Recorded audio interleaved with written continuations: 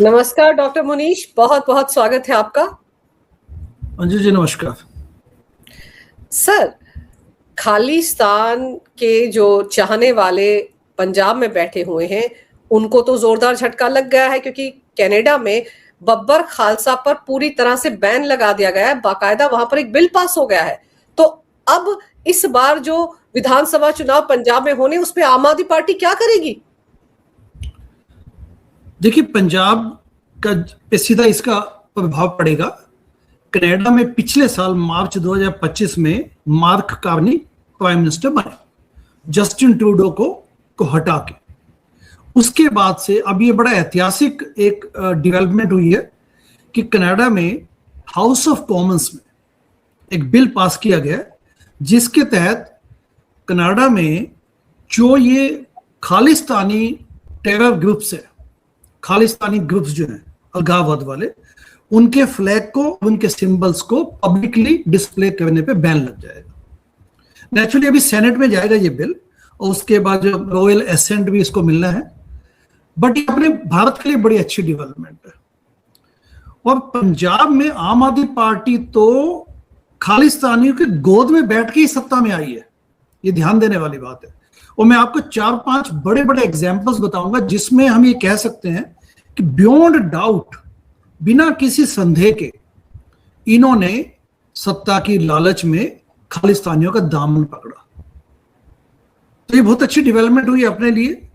और जो कानून से उन्होंने जो पैसे लिए थे आम आदमी पार्टी ने, केजरीवाल ने, वो तो बहुत विस्फोटक बात है, जिसके लिए दिल्ली में एलजी वीके सक्सेना जी ने एनआईए की जांच भी सौंपी थी। ये 2024 की बात है। मैं आपका ध्यान दिलवाना चाहता हूं 2017 में, 2017 में, 2015 में दिल्ली में आम आदमी पार्टी की गवर्नमेंट बनी थी। उसके बाद एनआरआई सेल का, आम आदमी पार्टी के एनआरआई सेल का पुनर्गठन किया गया था। ये 2015 की बात है। केजरीवाल सीएम थे दिल्ली में, तो कुमार विश्वास को एनआरआई सेल का कन्वीनर बनाया गया। और मैं भी उस वक्त आम आदमी पार्टी में था अनफॉर्चुनेटली, और मुझे सह संयोजक बनाया गया। चलिए, मैं तो यूएसए में यूएसए में रहता हूं, तो ठीक है, मेरा तो इंडिया यूएसए आना जाना था। बट कुमार विश्वास कभी भी विदेश में नहीं भेजे गए। विदेश में कौन जाता था? ये जुगाड़ी आदमी संजय सिंह, आशुतोष, इनको भेजा जाता था, क्योंकि 2015 में गवर्नमेंट बन चुकी है दिल्ली में, 67 सीटों के साथ विस्फोटक जीत मिली इनको। अब इनकी सीधी निगाह थी पंजाब पे। 2017 में इलेक्शन होने हैं। इनका यह था कि केजरीवाल जहां शीश महल बना हुआ है ना, जहां आज शीश महल बना हुआ है, वहां पे बैठकें होती थी। मैं भी उन बैठकों में जाता था। वहां कौन कौन होते थे? माननीय मुख्यमंत्री केजरीवाल, सत्येंद्र जैन, आशीष तलवार, आशुतोष, संजय सिंह, दिलीप पांडे, दुर्गेश पाठक, ये सब बैठे होते थे, जो टिपिकल चमचे होते थे उस वक्त। एंड आई थिंक कुछ लेडीज भी बैठती होंगी। तो यहां पे बैठ के पंजाब के बारे में खुली डिस्कशन होती थी। दिल्ली में अभी मुश्किल से आए सत्ता में, दिल्ली पे कोई डिस्कशन नहीं। दिल्ली की व्यवस्था कैसे सुधारेंगे, दिल्ली में ये टैंकर माफिया कैसे खत्म करना है, सो कॉल्ड जो इनको बड़े बड़े वादे किए थे, कोई डिस्कशन नहीं। पंजाब पे सारी डिस्कशन। तो उस वक्त जब ये रिकॉन्स्टिट्यूट किया गया एनआरआई सेल, तो उसके बाद 2017 आते आते इनको पूरी उम्मीद थी कि हमें तो खालिस्तानी समर्थक मिल चुका है, समर्थन, और हम जीतेंगे। तो उसके बाद क्या हुआ अंजू जी, कि जब ये 2017 के इलेक्शन हुए, तो वहां पे तब तक आते आते क्लियर कट हो चुका था कि आम आदमी पार्टी को कनाडा से खालिस्तानियों का समर्थन मिलता है। कुमार विश्वास ने केजरीवाल को कहा कि खालिस्तानियों के साथ मत खेलिए, क्योंकि पंजाब और पंजाबियत के इमोशंस के साथ मत खेलिए, ये ठीक नहीं है। तो केजरीवाल कहता, तुम चिंता मत करो, या तो मैं एक स्टेट का सीएम बनूंगा या मैं किसी नए देश का प्रधानमंत्री बनूंगा। इस लेवल, क्योंकि Punjab is a border state, और आपको पता है कि खालिस्तानी समर्थक सारे पाकिस्तान की मदद पे, शय पे काम करते हैं, खुली सपोर्ट है उनको। सो ये एजेंडा था केजरीवाल का। फिर मैं आपको 2014 में लेके चलता हूं वापस, 2014 में 15 के इलेक्शन अभी हुए नहीं है दिल्ली में। पहली बार आम आदमी पार्टी बनने के बाद अरविंद केजरीवाल यूएसए आए 2014 में। ये है दिसंबर 7 की बात। मैं उनसे थोड़े दिन पहले मैं यूएसए वापस आ गया था, क्योंकि मैं आता जाता रहता था और पार्टी के लिए वहां पे काम भी करता था एज ए वॉलंटियर। तो जब मैं यहाँ पे आया तो मीनवाइल इनकी आइटिनरी भी बनी कि अब ये पहले मिडिल ईस्ट जाएंगे, उसके बाद ये न्यूयॉर्क आएंगे। तो न्यूयॉर्क में रिचमंड हिल में हमारा सबसे पहले जाना हुआ, क्योंकि मैंने इनको सुबह रिसीव किया एयरपोर्ट पे, JFK पे न्यूयॉर्क में। एंड इनके साथ सिर्फ 2 व्यक्ति थे, वो भी पार्टी के व्यक्ति नहीं थे, इनके अपने IIT के मित्र थे। एक तो गुड़गांव में है और वो उनका सारा फाइनेंस संभालते थे, पार्टी का फाइनेंस भी वो संभालते, देखते थे, सो कार्ड देखते थे। यानी कि पार्टी के लोग फाइनेंस नहीं संभालते थे, इनके अपने दोस्त संभालते थे। उनके साथ इनका आना हुआ। उसके बाद हम लोग रिचमंड हिल, जो कि JFK से लगभग 10-12 माइल्स पे है, वहां पे गए। वहां पे पीपल वर ऑलरेडी वेटिंग। तो जाते हम एक अंदर कमरे में बैठे, वहां चाय पानी हुआ। इसके फोटोज भी सोशल मीडिया पे हैं, आपके दर्शक देख सकते हैं। उसमें मैं, अरविंद केजरीवाल, बाकी साथी सुरेश रेड्डी, वैसे हम लोग नीचे बैठे हुए हैं एंड एक जलपान इज गोइंग ऑन। उसके बाद पब्लिक सभा होती है गुरुद्वारे में, जो जहां पे पूजा की जाती है ना, आई मीन जहां पे जाप किया जाता है, अरदास की जाती है। उसके बाद अरविंद केजरीवाल ने सभा को संबोधित करना था। पहले मुझे बुलाया गया कि मैं उनको इंट्रोड्यूस करूं। वहां पे सभी लोग, इनको जब एड्रेस किया गया था तो इनका नाम आपको पता है क्या बोला गया था? इनका नाम अरविंद केजरीवाल नहीं बोला गया, इनका नाम बोला गया था अरविंदर सिंह। वो मीटिंग खत्म हुई, सभा खत्म हुई, मैंने इंट्रोड्यूस किया। उसके बाद केजरीवाल ने कुछ बोला, भ्रष्टाचार मिटाएंगे, ये वो सब बड़ी बड़ी बातें। And then he was hushed into a room out of a sudden. जैसे सभा खत्म हुई तो जैसे विसर्जित होती है तो एकदम आनंद फानन में कुछ लोग आए, 5-7 लोग, एंड वो एकदम उनको एक कमरे में ले गए within that gurdwara complex. मैं उसमें नहीं गया अंदर, लेकिन बाद में 2014 की बात है, तब किसी को नहीं पता था कि गुरवंत सिंह पन्नून से मिले अंदर जाके। बट उन्होंने बाद में क्लेम किया कि मैं रिचमंड हिल में मिला था इनसे, and I was not a part of that meeting, but ये वहां मिल चुके हैं। और उस वक्त गुरवंत सिंह पन्नून का नाम भी नहीं था। सिख फॉर जस्टिस उन्होंने बना लिया था 2007 में, बट बाय दैट टाइम वो इतना ऐसा कुछ भारत के खिलाफ उगलते नहीं थे कि जिसपे कि वो चर्चा में आए। तो ये उनका एजेंडा था। और उसके अलावा भी जब वहां कोलंबिया यूनिवर्सिटी में उस दिन टॉक खत्म हो गई, स्टूडेंट्स को जो एड्रेस करना था, उसके बाद हम लोग वापस होटल में आए डाउनटाउन न्यूयॉर्क में, मैनहट्टन में। तो वहां उसके बाद 10 बजे, ये लगभग 10 साढ़े 10 नाइट की बात है, and then things were over. हमें लगा आज का दिन खत्म, अब बैठ के थोड़ा बतियाएंगे। हम मुश्किल से 4-5 लोग थे, केजरीवाल एंड 4-5 लोग थे। हमें लगा चलो अब बैठ के थोड़ा कुछ बातचीत होगी, कल सब लोगों ने डिस्पर्स हो जाना है। एंड उन्होंने अपनी फ्लाइट इंडिया के लिए पकड़नी है, मैं वापस शिकागो चला जाऊंगा। नाइट में 10:30 बजे out of a sudden Kejriwal कहते हैं कि मैं किसी से मिलने जा रहा हूं। And that was a news for all of us, at least for me. तो उसके बाद वो किसी से मिलने चले गए, हमें नहीं पता, मुझे नहीं पता कहां गए। बट आप ये बताइए कि आप न्यूयॉर्क में आके, USA में आके किससे मिलने जाएंगे नाइट में? तो आई थिंक इनका जो पूरा सारी कहानियां हैं वहां पे। उसके अलावा भी अंजुली आप ये देखेंगे कि 2022 के इलेक्शंस में इन्होंने खूब समर्थन दिया इनका खालिस्तानियों का। मैं आपको लेटेस्ट एग्जांपल देता हूं। अमृतपाल सिंह, जो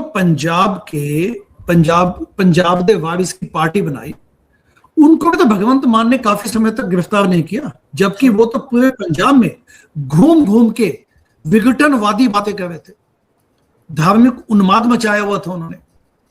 एंड क्लियर कट पुलिस को वो भी करते थे, चैलेंज करते थे। And he was talking very separatist language. उनको महीनों तक उसको टच तक नहीं किया। फिर अल्टीमेटली सेंट्रल गवर्नमेंट हरकत में आई या एक्शन में आई, एंड तब जाके भगवंत मान ने थोड़ा बहुत कोऑपरेट किया। एंड अल्टीमेटली इस व्यक्ति को किसी पंजाब में किसी घर में या किसी गुरुद्वारे में पकड़ा गया था। इसमें कोई डाउट ही नहीं है कि आम आदमी पार्टी ने खालिस्तानी समर्थकों का खूब फायदा उठाया, कोई डाउट ही नहीं।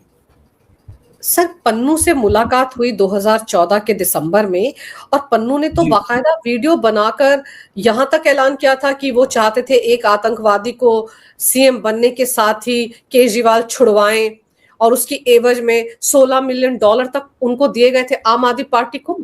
और फिर उसके बाद ये लोग कनाडा भी जाते थे सर चंदा लेने के लिए। एग्जैक्टली देखिए ना, 2023 की बात मैं बता रहा हूं आपको। 2023 में अल्टीमेटली जब पन्नू फ्रस्ट्रेट हो गया इनसे, तो उसने ऐलान किया। अच्छा, पन्नू के बारे में सब जानते हैं, he is a clear cut separatist leader, Khalistani व्यक्ति है ये, पूरी पाकिस्तान की शय मिली हुई है, अमेरिकन नागरिक है, और भारत के खिलाफ लगातार विष घोलना, उल्टा सीधा बोलना, भारत को कर्ज करना इनका डे टू डे एजेंडा है। दिनचर्या इनकी यहीं से शुरू होती है, यहीं से एंड होती है। इसने जब क्लेम किया 2023 में कि मैंने, यानी कि हमने, यानी कि उन्होंने $16 मिलियन आम आदमी पार्टी को फंड्स में दिए थे, तो इसको आप सीधा सीधे 2014 की जो एक मीटिंग हुई थी, इंडोर मीटिंग रिचमंड हिल में, गुरुद्वारे में, उससे आप लिंक कर सकते हैं। एंड उसके बाद भी मिले होंगे, क्योंकि 15 के बाद, 2015 के बाद, जैसा मैंने कहा कि संजय सिंह, आशुतोष कई बार गए हैं कनाडा, मैनी टाइम्स, कनाडा और दूसरे विदेशों में। मनीष सिसोदिया फिनलैंड गए थे, वहां पे भी जो इंडियन डायस्पोरा के लोग हैं वो मुझे बताते हैं कि मनीष सिसोदिया भी वहां किसी एजेंडा के लिए गए थे फिनलैंड में। अदरवाइज आप क्यों जाएंगे सो कॉल्ड एजुकेशन स्टडी करने उनकी? तो ये घोटाले वाले लोग हैं, इन्होंने ऐसे ही काम करने थे। देश का विभाजन हो जाए, चाहे देश कहीं भी जाए, क्योंकि ये तो एक अलग देश के पीएम बनने के चक्कर में थे, प्रधानमंत्री बनने के चक्कर में थे। तो ये लोग आपस में जब इन सब तारों को जोड़ा जाए तो it is very clear. Plus ये जो पन्नू ने बोला था कि देवेंद्र पाल सिंह भुल्लर की गिरफ्तारी उनको तिहाड़ जेल से निकलवाना था, that was one of the conditions. And professor Devendra Pal Singh Bhullar 1993 में जो दिल्ली में ब्लास्ट हुआ था, कार ब्लास्ट, उसमें उनको इम्प्लीकेट किया गया था। उसके बाद वो पकड़े गए, उनको तिहाड़ जेल में रखा, और वो क्लियर कट टेररिस्ट थे, खालिस्तानी समर्थक थे। तो इन लोगों के हाथ वहां तक गए होंगे। सर, ये जो प्रोफेसर देवेंद्र पाल सिंह भुल्लर है, इन्होंने तो मनजिंदर सिंह बिट्टा पर हमला करवाया था, जिसमें बुरी तरह जख्मी हो गए थे, 9-10 लोग उसमें मारे गए थे। आप सोचिए, उसको तिहाड़ जेल से रिहा करवाने की सांठगांठ केजरीवाल ने पन्नू के साथ की थी, और तिहाड़ जेल तो दिल्ली सरकार के अंडर ही आती है। सर, केजरीवाल ने चिट्ठियां लिखी, पहले सत्ता में आने से पहले चिट्ठियां लिखी भारत के राष्ट्रपति को कि प्रोफेसर भुल्लर को छोड़ दिया जाए। एंड सत्ता में आने के बाद जेल मंत्री सत्येंद्र जैन ने भी पूरी कोशिश की इनको छुड़वाने की। इन्होंने तो चौटाला को भी जेल से छोड़ दिया था। चौटाला को ये जो करप्शन मामले में पकड़े गए थे, 10 साल की सजा थे, तो जेल मंत्री के रूप में, और मुख्यमंत्री केजरीवाल और जेल मंत्री सत्येंद्र जैन उनके प्रति भी बड़ी सिंपैथी रखते थे, उनको भी बीच बीच में छोड़ देते थे ताकि जाओ घूम के आओ हरियाणा। लेकिन सर, इन्होंने 2022 का चुनाव जो जीता था उसमें भी पूरी फंडिंग खालिस्तानियों की आई थी। बल्कि मुझे तो याद है कि बताया जाता है कि कन्वेंसिंग करने के लिए खास तौर पर कनाडा से लोग आए थे, जो बड़ी वीआईपी स्टाइल में बड़ी बड़ी बसों में बैठकर इनके लिए वोट मांगते थे, पूरे पंजाब में घूम घूम कर। तो अब जब बब्बर खालसा जैसे खालिस्तानी संगठनों पर बैन लगा दिया कनाडा ने, तो अब तो कनाडा से इस बार कोई नहीं आएगा इनके पक्ष में वोट मांगने के लिए। वैसे भी जो वादे इन्होंने खालिस्तानियों से किए थे या पन्नू से किए थे, वो तो पूरे हुए ही नहीं। एग्जैक्टली अभी तो इनकी जो साख भी गिर चुकी है, जो इन्होंने हाइप क्रिएट की एक आंदोलन के नाम पे कि हम चंदे का हिसाब किताब दिखाएंगे, देश बदलेंगे, वंदे मातरम के नारे बोले गए, वो सब अभी इनका जो ढकोसलेबाजी है वो अब एक्सपोज हो चुकी है। एंड एनआरआई कम्युनिटी का सपोर्ट ये लूज कर चुके हैं, अपने देश में ये लूज कर चुके हैं सपोर्ट। दिल्ली को इन्होंने 2025 के बाद जब इनको वहां से खदेड़ दिया गया तो दिल्ली भी इन्होंने छोड़ दिया। अभी देखिए ना, अभी जेट प्लेन में ये घूमने गए हुए गुजरात में, जेट प्लेन में घूमने गए हैं। यदि मैं आपका ध्यान दिलवाऊं, जब केजरीवाल पहली बार 2014 में गुजरात गए थे तो हम 13-14 लोग हम एयरप्लेन पे सिंपल इकोनॉमी क्लास में बैठ के गए थे, और अब देखिए जेट प्लेन में घूम रहे हैं। तो ये हिपोक्रेसी इनकी देखिए। उस वक्त क्योंकि दिखाना था लोगों को, तो लोकसभा 2014 के इलेक्शन जो हुए उससे 3 महीने पहले इन्होंने ये ठाना, केजरीवाल ने, कि मैं तो अब पंजाब जाके, ना सॉरी गुजरात जाके मैं गुजरात मॉडल को ध्वस्त करूंगा। तो हम लोग 13-14 लोग गए, केजरीवाल स्वयं थे, मनीष सिसोदिया, मैं, आशीष तलवार एंड 5-6 लोग और थे, ठीक है। तो हम लोग गए एंड बिना बात के वहां पे शोर मचाया जाके। तब तो बड़े उस ढंग से कि एयरप्लेन में सुबह 6 बजे की आई थिंक फ्लाइट थी हमारी अहमदाबाद की, बट आप देखिए जेट प्लेन में घूम रहे, और वो भी पंजाब के जो टैक्स पेयर से उनके खर्चे। बस पंजाब में क्या इनके पास क्या ओहदा है इनके पास। केजरीवाल दिल्ली से डिफीट किए हुए खदेड़े गए, एक एमएलए थे वहां पे एंड अब एक्स सीएम है, तो दिल्ली में समय बिताएं, दिल्ली में जनता के मुद्दे उठाएं, लेकिन अब ये पंजाब में बैठ के सत्ता का सुख भोग रहे हैं, पैसे कूट रहे हैं वहां पे एंड पार्टी के फंड्स को मजबूत किए जा रहे हैं। जब उसके बाद अब ये देखिए पंजाब के टैक्स पेयर्स के मनी पे ये वहां पे ऐशो आराम कर रहे हैं। इस किस्म की ये इनका कंडक्ट है।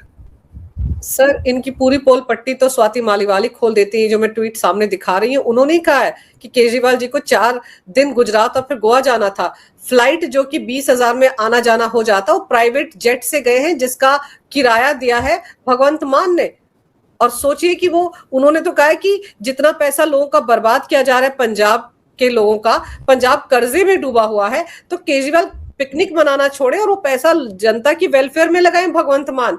ये पोल पट्टी कोई और नहीं खोल रहा, उनकी पार्टी की राज्यसभा सांसद खोल रही है। और यही स्वाति मालीवाल है जिनको पंजाब, जब मुख्यमंत्री केजरीवाल जब थे दिल्ली में, तो उन्होंने बुलवा के उनके अपने सीएम रेजिडेंस पे बुलवा के एक महिला के साथ अभद्रता की, उनको उनके साथ मारपीट करवाई गई एंड उसके पीछे वही उनका जो कुख्याति व्यक्ति है विभव कुमार, जिनका नाम अगेन एंड अगेन आता है, जिन्होंने चीफ सेक्रेटरी अंशु प्रकाश के साथ जो उनके पे भी हमला किया गया, घर बैठ के उनको सीएम रेजिडेंस में बैठ के बुलवा के उनको उनके साथ काइंड ऑफ वायलेंस की गई। सेम व्यक्ति, सेम गैंग, सेम इनकी एक कोटरी सी बनी हुई, दरबार बना हुआ है, उसके माध्यम से ये। लेकिन उस वक्त बोला गया था कि हम व्यवस्था परिवर्तन लेके आएंगे। संपूर्ण क्रांति शब्द को भी इन्होंने चिरा लिया।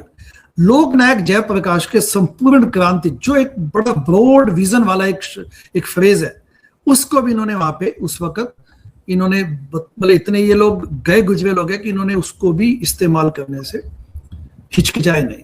एंड अब देखिए किस प्रकार से इनके आप हरकतें देखिए इनकी। पार्टी का चंदा खा गए, सारे जो राज्यसभा में पैसे वालों को भेजते हैं सब।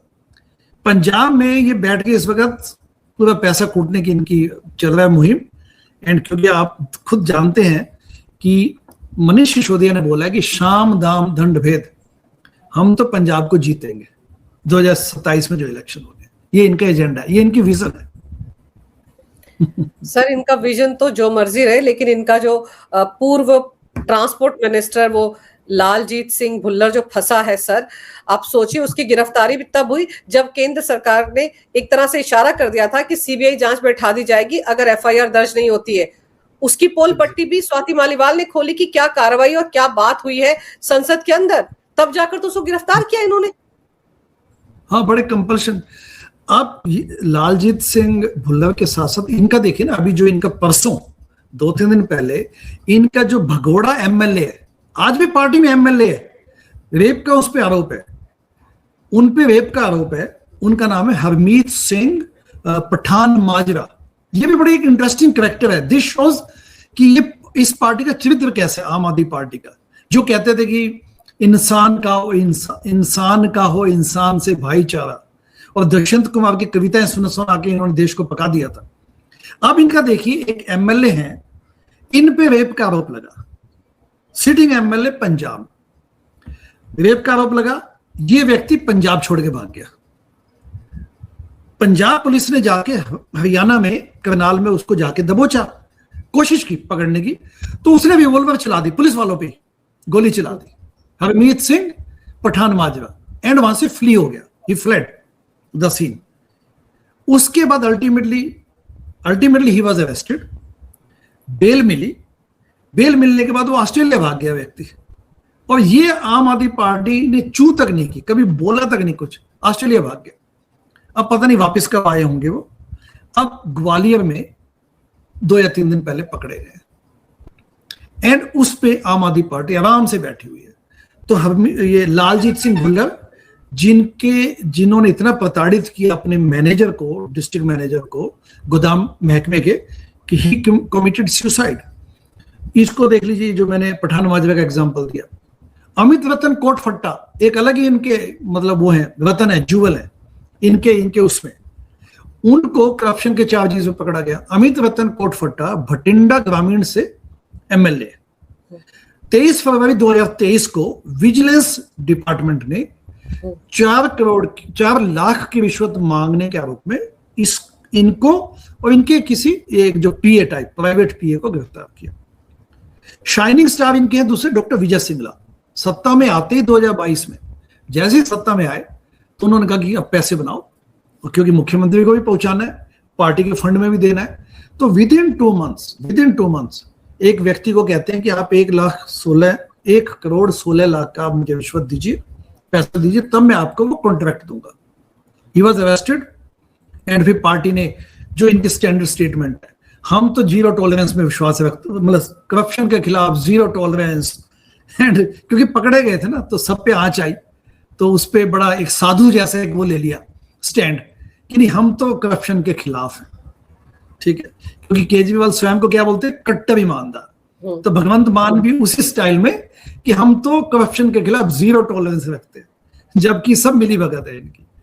फिर आप ये देखिए, रमन अरोड़ा इनके अलग एक दूसरे एमएलए साहिब हैं जालंधर सेंट्रल से। इनको भी 2025 में 23 फरवरी को पिछले साल विजिलेंस द्वारा रिश्वत वसूली के मामले में गिरफ्तार किया गया। एंड सिमिलरली एक प्रोफेसर जसवंत सिंह गजन माजरा हैं, वो विधायक हैं अमरगढ़ से। 2023 में ईडी द्वारा उनको 41 करोड़ की धोखाधड़ी के मामले में अरेस्ट किया गया। ये तो कुछ एग्जाम्पल्स हैं, लेकिन जो इनके ठीक लोग हैं, जिनको ये एक्सप्लॉइट करके पहले लेके आते हैं, इस्तेमाल करते हैं, उनको कोई स्थान नहीं है पार्टी में। कुंवर विजय प्रताप सिंह इन्हीं की पार्टी के एमएलए हैं, आईपीएस ऑफिसर थे, उनका नाम अच्छा था जहां तक मैं उनको समझ पाया हूं। एंड उनको बोला गया कि आप पार्टी ज्वाइन कीजिए, अब हम मिल के ड्रग माफिया खत्म करेंगे पंजाब में सत्ता में आने के बाद। तो टिपिकल इनका जो मॉडल है, लोगों को बुलाओ, पीपल ऑफ इन्फ्लुएंस, उनको इस्तेमाल करो, तो वो भी आ गए। अब उसके बाद वो सत्ता में आती है 2022 में, इन एमएलए साहब को कोई जिम्मेदारी नहीं दी गई। तो इन्होंने बाद में 2 साल बाद बोला कि भाई आप तो ड्रग माफिया के खिलाफ तो कोई एक्शन लिया नहीं। तो उनको यानी कि कुंवर विजय प्रताप सिंह को 6 साल के लिए so called anti party activity के नाम पे पार्टी से एक्सपेल किया गया। कुंवर विजय प्रताप सिंह को पार्टी से एक्सपेल कर दिया, लेकिन जो रेपिस्ट है वो इनकी पार्टी में अभी तक बैठे।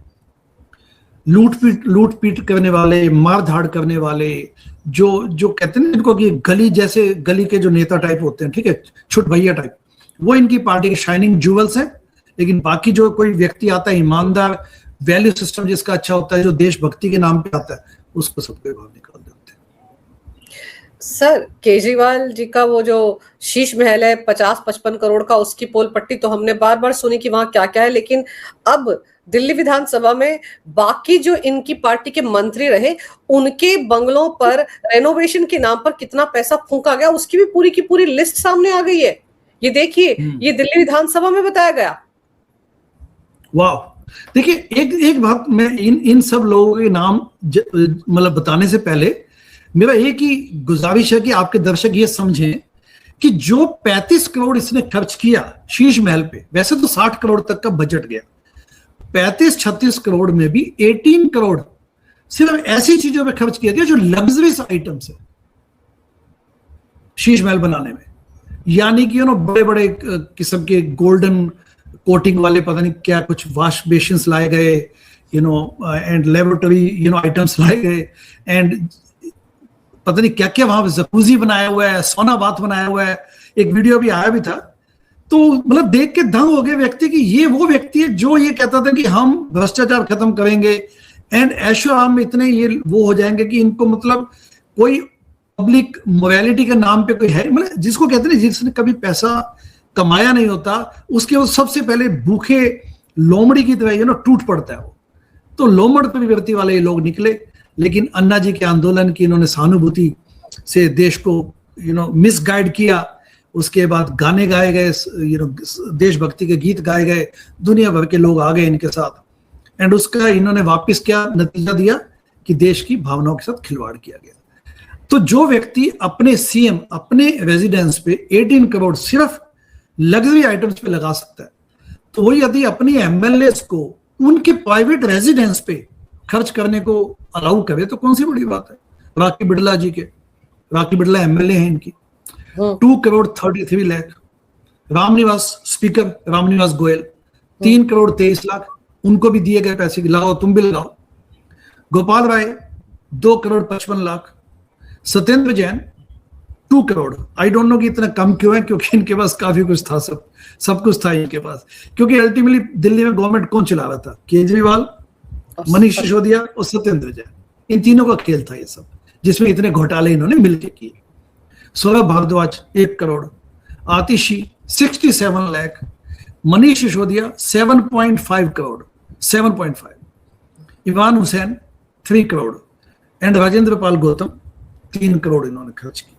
तो सब लोग जब उन्होंने देखा कि खुद ही मालिक लूटने में लगा हुआ है, वो भी कोविड टाइम में देश में तबाही मची थी, और ये चुपके अपना शीश महल बनाने में व्यस्त थे। तो उन्होंने देखा यथा राजा, तो बाकी लोग भी कहते हैं ठीक है भैया तुम भी कूटो, क्योंकि अल्टीमेटली पॉलिटिक्स में मोरालिटी, नैतिकता, इन सब का this is what is required. Symbolism and morality के बहुत वैल्यू है, ठीक है, परसेप्शन का खेल है सर। जैसा राजा होता है वैसी प्रजा होती है, यही तो पंजाब में देखने को मिल रहा है। और ऊपर से आप सोचिए कि अगर लालजीत सिंह भुल्लर का मामला सीबीआई को चला जाता, जो कुछ बातें संसद में हुई, अगर सच में ऐसा हो जाता, फिर तो इनकी पता नहीं किस किस की पोल पट्टी खुल जाती। क्योंकि जब ये बातें अमित शाह ने संसद में कही कि आप लिख कर दे दीजिए मैं इस मामले को सीबीआई को दे देता हूं, तो उसके बाद से आनन फानन में कार्रवाई हुई। यानी कि अरविंद केजरीवाल और भगवंत मान डर गए कि अगर ये मामला सीबीआई को गया तो पता नहीं किस किस तक पैसा जा रहा था, उसकी पूरी पोल पट्टी खुल जाएगी। ये बात तो बिल्कुल ठीक है आपकी, इसमें कोई डाउट ही नहीं है। इनको जब लगता है कि ये क्राइसिस में जाने वाले हैं, ओनली देन ये सिर्फ ऐसा बोल्डनेस दिखाते हैं कि हाँ हमने कर दिया। आप ये देखिए ना, जब इनके डीआईजी भुल्लर पकड़े गए थे, डीआईजी भुल्लर का इतना मतलब विस्फोटक मामला है कि वो पंजाब में डीआईजी हैं एंड उनके वहां पे 8 करोड़ का कैश मिला। 8 करोड़ वो बेसिकली रंगे हाथों पकड़े गए थे, 5 लाख के रिश्वत, वो भी सीबीआई ने जाके पकड़ा उनको। तब जाके बातें खुली, तब भी इन्होंने अपने आप को इमीडिएटली ऐसे जिसको कहते हैं कि सदाचारी बनाने की कोशिश की अपने आप को कि नहीं हमारा कोई लेना देना नहीं। लेकिन कोई भी समझ सकता है कि डीआईजी लेवल पे इतना बड़ा पैसे का खेल है, तो ऊपर भी जाता है और नीचे भी जाता है। वो नीचे से कलेक्शन होता है, डीआईजी लेवल तक आता है, फिर मंत्रियों तक जाता है, पॉलिटिशियंस तक जाता है, सीएम तक एंड पार्टी फंड्स में। तभी तो पार्टी के फंड्स नहीं दिखाते ना ये, अदरवाइज इनको ये कह के आए थे कि हम चंदे का हिसाब किताब देंगे।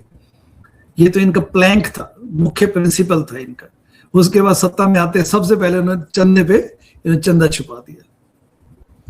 सर चंदा छिपा लिया, और वो चंदा खालिस्तानियों से भी आया था, कनाडा से आया था।